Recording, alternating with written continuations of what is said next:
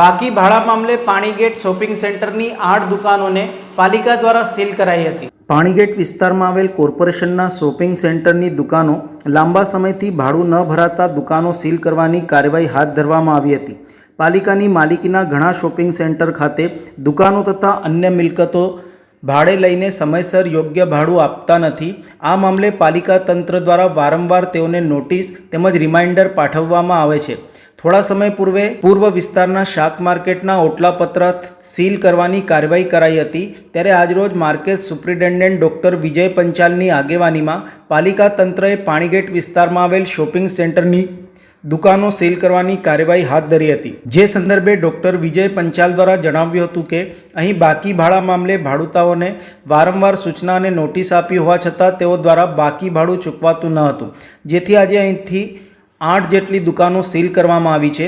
તબક્કાવાર શહેરના અન્ય વિસ્તારમાં પણ આ પ્રકારની કાર્યવાહી કરવામાં આવશે। પાલિકા તંત્રની આવી કાર્યવાહીને લઈને સમયસર ભાડું ન ભરતા દુકાનદારોમાં ફફડાટ ફેલાયો હતો।